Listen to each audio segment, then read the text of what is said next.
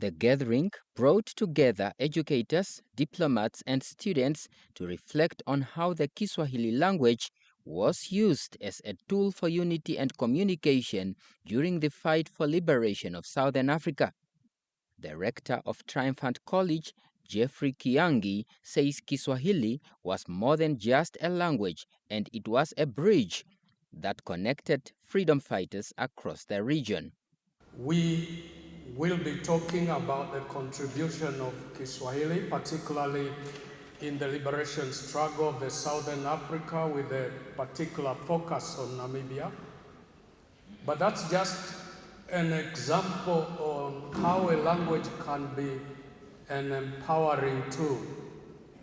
And when we live here, we will have to think on how we can use our African languages to leverage development, growth, interaction, and even knowledge acquisition in various areas that we might be engaged.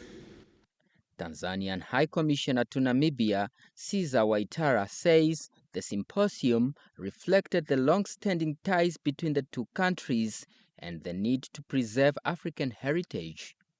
Kujadili mchango wa lugha ya Kiswahili.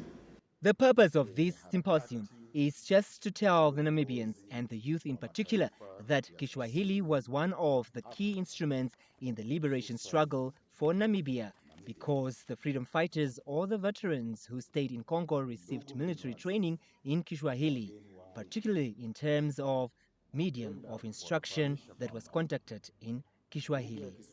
And by learning Kiswahili, they used it on the front line while battling with the Boers, or in Kiswahili we call them Kaburus. So this is what we want to tell the Namibians. As you know, the bilateral ties between Namibia and Tanzania in terms of culture is really strong.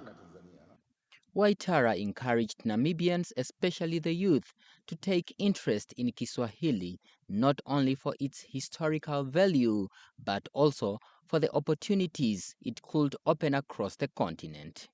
He said efforts to introduce the language in Namibia were started in 2020, and stakeholders believe the time is right to revisit the conversation and invest in homegrown knowledge systems.